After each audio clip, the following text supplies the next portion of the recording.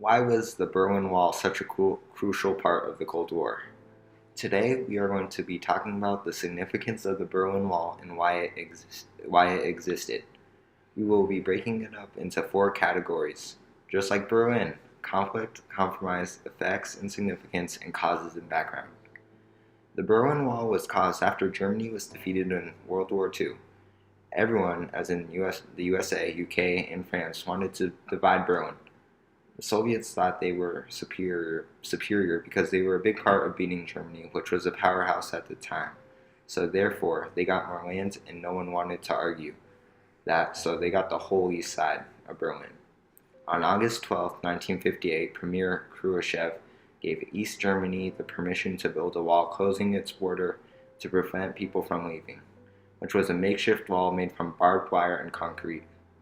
Before the wall was built, people from the east side of Berlin could cross to the other side and work and travel to West Berlin, and same for the west side. There were also trains going back and forth east to west before the wall was built. The background to the Berlin Wall is during World War II. The Germans were under control of Adolf Hitler. Germany was the biggest they have ever been, and Hitler was feeling confident, and he decided to attack the Soviets, and it turns out that the Soviets were ready and destroyed Germany.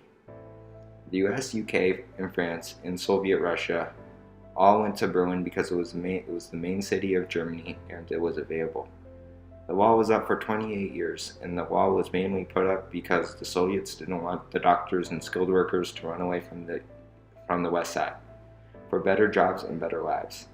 In 1958, tensions rose again because around 3 million people, including skilled workers, fled from the east to west side of Berlin. The Soviets started to threaten western Berlin. The wall also separated the west side, who were democratic, and the east side, who were communists. The wall stretched 28 miles and was 11 to 13 feet tall. After World War II, Germany was destroyed by the Soviet Union, and they wanted to take over the biggest city in Germany, so they went to Berlin. The Soviets thought that they would be able to take all of Berlin and no one would mess with them, but sure enough, the US, UK, and France wouldn't let them have it all.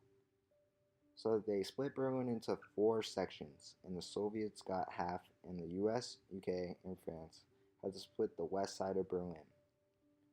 The west side had a strong economy with small businesses and skilled workers, and was the complete opposite of the east side, which was in poverty. More and more people started to escape the east, which contributed to its poverty since there were less and less skilled workers. In 1948, the Soviet Union blockaded western Berlin and tried to starve the west out of the city. The United States supplied food and supplies for more than a year and delivered more than 2.3 million tons of food, fuel, and other goods to Berlin. This effort is known as the Berlin Airlift and was one of the first steps of the tensions in the war. The eastern side of Berlin of the Berlin Wall was called the Death Strip because there was soft sand to show footprints, violent dogs, tripwire machine guns, and patrolling soldiers. Over 170 people were killed trying to go around or under the wall. Skilled workers from the east side of Berlin risked their lives trying to get more rights and have a better life by trying to cross the wall and reach the democratic side of Berlin. Although President Kennedy did not like the idea of the wall, he stated that the Berlin Wall was a hell lot better than a war. France and the UK officials agreed with this. During his presidency, President Reagan made several speeches about the wall. He did not agree with the wall being up, and one of his most speeches was when he traveled to Berlin and made his famous "Mr. Gorbachev, tear down this wall" speech. The Berlin Wall affected almost everyone living in Berlin at the time. Citizens of East Berlin were affected the most. They did not have the freedom to leave, and it was even difficult to have simple luxuries.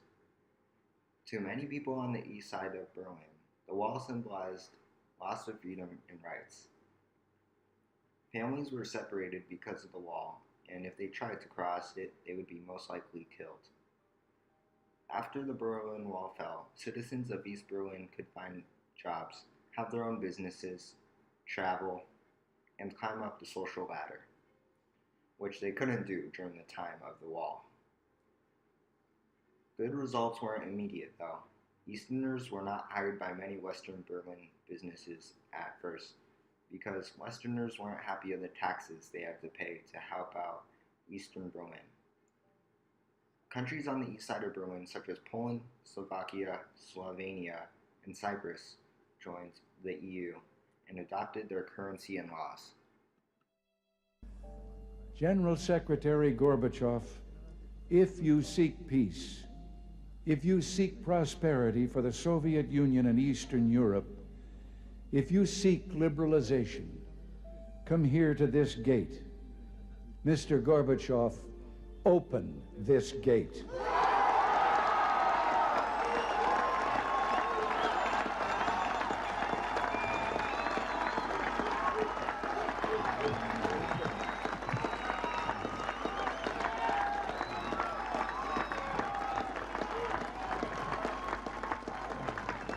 Mr. Gorbachev. Mr. Gorbachev, tear down this wall.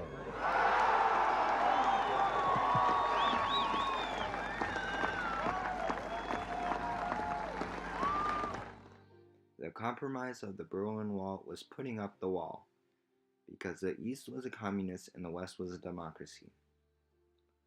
The wall was more of a compromise for the East side of Berlin because the East side didn't want their skilled workers, such as doctors, lawyers, and bankers, to run away to the West side. The East side was losing thousands of talented workers, so their only good choice was to block them off. And one of the only non-violent way is to build a wall. The fall of the wall was also a big compromise of the Berlin Wall because a representative from the East said that the relationship between the West has changed. That same night, the people on both sides were allowed to cross the border. All of the Berlin citizens celebrated and drank beer and had barbecues at all the checkpoints.